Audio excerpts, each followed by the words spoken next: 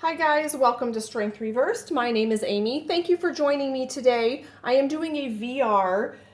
It's kind of two VRs. One is to Robin from Toadstool Tarot. This is his hashtag major favorites. And the other one is Samantha Menzo, and this is hashtag my favorite majors. So this is where you go through the deck or all of your decks and pick out which versions of the major arcana cards are your favorite. Now, I am not a collector of decks. I definitely have more than I use, and I don't have hundreds or dozens and dozens. So I do repeat some of the decks here, and if you ask me a week from today, I will probably give you all different answers. So this are my favorite majors, like right this second. The first one is the Fool, and I like the classic traditional Rider-Waite Fool. I like all of the symbolism. I like that the Fool is careless but also prepared, trusting and naive, but also maybe a little bit wise. I picked a lot of the cards based on whether or not they evoke meaning for me, and not necessarily whether they're the best looking or most beautiful version of the card, but a lot of them are anyway. Card number one, the Magician. This is the Illusionist from the Crooked Way Gothic Tarot. I really like Magician cards that are related to magic or sleight of hand or illusion. I like cards that are playful and kind of funny. And, someone who does these like sleight of hand tricks, I guess, really is practice, and they are very aware of everything they are doing. And also they rely on the audience member to suspend reality for a little bit, or to be open to being amazed. Now, this High Priestess card is the Seer from the Tarot of the Zirkus Magi, and it's probably one of my favorite tarot cards of all time because of the symbolism that it has for me. I love that she's called the Seer. I love that it's an Ouled Nile dancer. I love that she's reading tarot cards and she's using her intuition and she's confident in her knowledge, and she's not afraid of what's behind the veil and taking a peek there. The Empress card is from the Mystical Cats Tarot. I like this card because I think it represents everything that the Empress is. You see this mommy cat and she's taking care of her kittens. She's very sweet and loving, but also very fierce. She's going to throw down if anyone tries to hurt her kittens, but she's also going to probably swat at them if they're doing something naughty. She is creating their whole world. She's responsible for their lives and for giving them everything. She's creating everything for them and caring for them, and I really see that in this card. The Emperor is from the Light Seers deck. I love this Emperor because he's so emperor-y. He's so confident. He just exudes authority. I like how he's sitting, kind of like a businessman who knows what he's doing and who can be depended on and who is working on behalf of a lot of people. I like the chess game reference. Not that he's a little bit in control. He sees several steps ahead. He's making the moves and the decisions. So I just like the authority that is in this card. I don't have a Hierophant, okay? I have a love-hate relationship with that card, as many people do, and I'm in the middle of putting together my tarot spiral video for the Hierophant, and I really am adverse to seeing like the Pope kind of figure, because I think just It brings up a lot of issues with being indoctrinated into, you know, a religion. And I don't really have a favorite Hierophant, to be honest with you. That's yet to be determined. This is my favorite Lovers card. Now, there are lots of Lovers cards that are really beautiful. This one isn't like gorgeous and flowy and, you know, beautiful like some other cards, but I like how they are together. I could do without the wieners and stuff, but whatever, you know. I like that they are together. I feel like there's this, you know, the sun and the moon, and they both have their strengths and they're better together. And I feel like he's not throwing this Eve under the bus. Like, no, I did that of, you know, I ate the apple because I chose to. So I feel like, even though I like the traditional Lovers card and its parallels that it has with the Devil card, I think those kinds of connections are fascinating. I like that it's not these three separate figures, that it's these, you know, two parts that come together and make something that's even better. The Chariot card is also from the Light Seers. I like this Chariot because you can just see the movement and the horses that are about to kind of maybe have conflicting paths there. And I love that he is crouched down on the top of the wagon, because, you know, this is a reminder that this maybe isn't a long-term plan. You can't go cross country on top of the buggy, okay? You have to get in. This is maybe not going to be sustainable, but for right now, it's sure getting you there. This is the Strength card, or La Force, from Tarot of the Zirkus Magi. I like the kind of the lion tamer idea.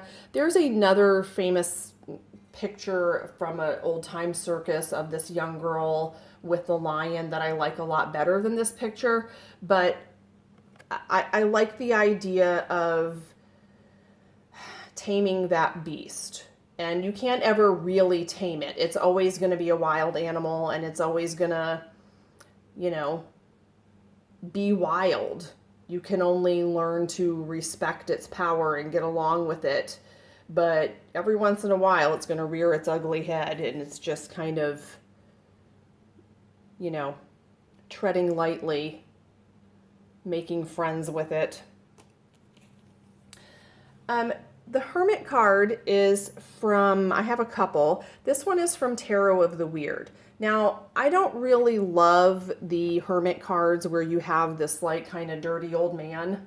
Not dirty old man, but, you know, like half clean, bushy, wild man kind of looking guy who lives in a cave or something. Yeah, dirty old man came out wrong. I do like the idea of a shaman, someone who is adept at shining their light in all those places that are uncomfortable, going into the other worlds, you know, journeying to other realms. And this is the Light Seers. I like the idea of the hermit just being you, anyone who's gonna go up to the mountain and find themselves. It's not easy to get to those places. You have to really go inside, but everyone can do that. You don't have to be a dirty old man. No, I'm kidding. Number 10 is the Wheel of Fortune. I like a lot of Wheel of Fortune cards. I actually really like that card. This is the Japaridze Tarot, and I love the colors. Now, this is one card I just like the way it looks. Sort of abstract, but definitely a wheel. And this is from the Golden Tarot of Klimt. And I like that there is someone, this woman maybe is one of the fates.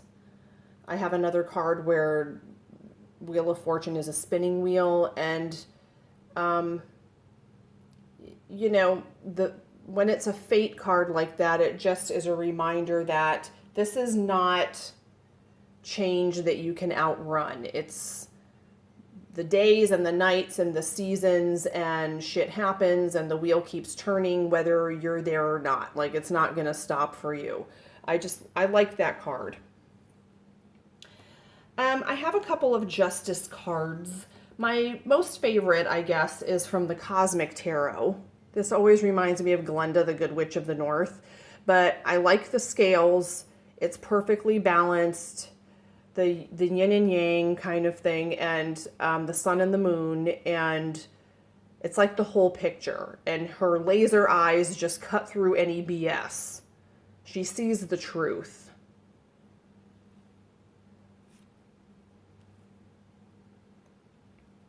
I'm going to skip that one. I have a couple Hanged Mans. One is from Tarot of the Zirkus Magi, and that is this like Houdini card. I like that. This idea of you have to almost relax and kind of allow things to work themselves out. The more you struggle against these ropes, the tighter it's going to be. But you have to, this is a time to really figure some things out. And I also like the Crooked Way Gothic Tarot, the Pendu, the hanging one, and I like the bat imagery, because a lot of times when we see the Hanged Man card, it's almost like, what happened? What went wrong? Like, you're not supposed to be like that. But the bat is supposed to be like that. There's a purpose, and it's a different perspective, and it's just a different way to be. And I just like that idea that sometimes being suspended is okay, and it's necessary, and it's not the wrong way to be, and it's not something to fight against all the time.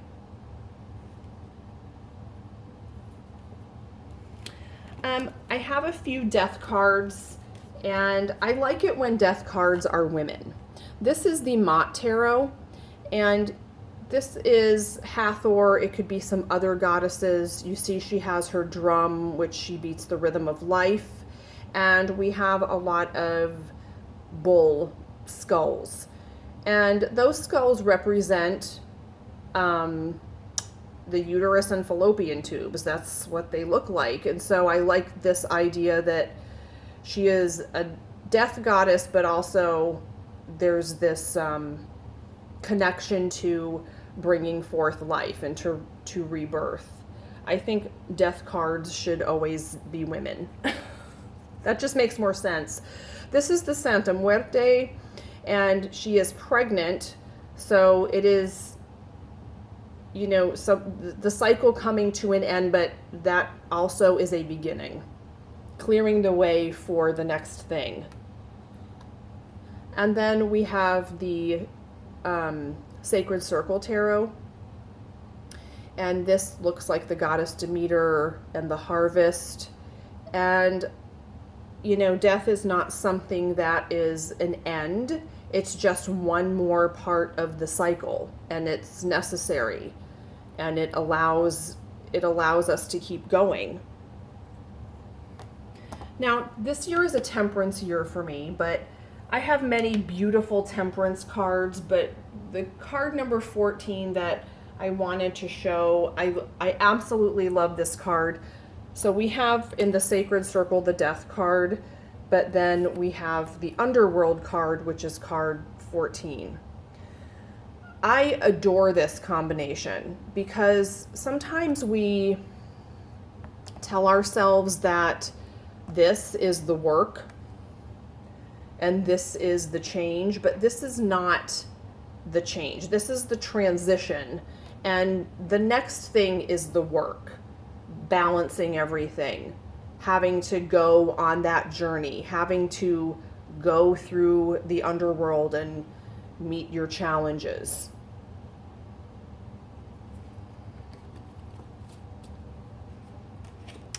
The Devil card that I like is from Tarot of the Wyrd, and this is a perfect devil. Isn't he pretty?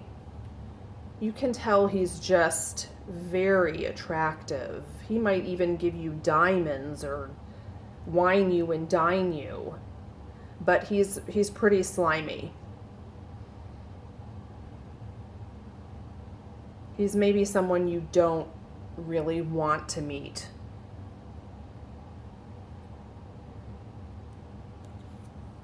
We don't like that part of ourselves. This is my favorite tower card right now, the Mystical Cats Tarot Tower. And you can see the kitty tower, and they've gotten into some mischief and probably been doing things they weren't supposed to do, and the tower is falling. But you can see that they are for sure going to land on their feet. I love that. They'll land on their feet and they'll find some other toy to play with. They'll find something else to destroy.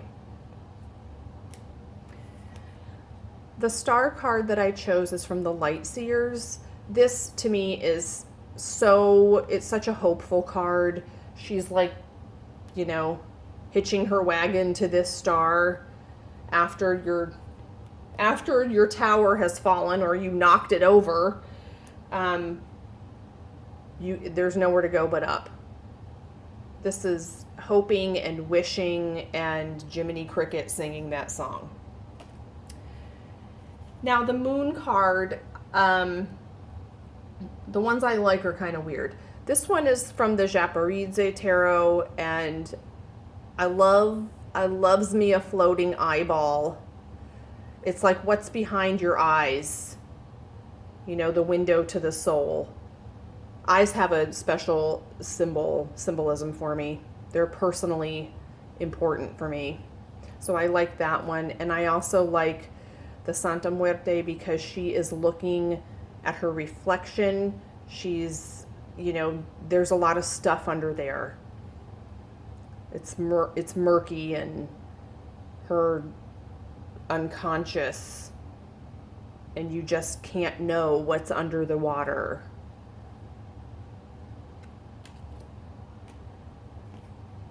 This was an easy choice. This is the Robin Wood Sun card. And I love this Sun card because when I was pregnant, I did a reading and this card came up. And I don't think I was asking about gender because I didn't really care. I wasn't going to find out until my son was born. So I didn't know, but when I saw this card, I knew it was going to be a boy. And yeah, so this is my Sun card. And I was right, and no one believed me, but I told them all. I showed them.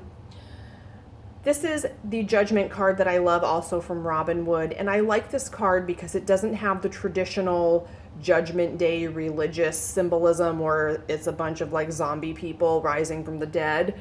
I love that she did this herself just for her. She's the phoenix rising from the ashes. She made her decisions, she learned her lessons, and she put the work in for herself. There's nothing outside of herself judging her. And the World card is from the Tarot of the Zirkus Magi. It is the whole show. That's it. That's all she wrote. All of the ups and downs and trials and tribulations are over, and they're leaving the old show behind and going on to the next adventure and the next journey. So there's this sense of we did everything, we learned a lot, and now what's coming up? It's not an ending. It's not as final as some of the other cards, world cards. Okay, well, that's the whole show, you guys. Thank you for joining me. Make sure you like or subscribe, and I will see you next time.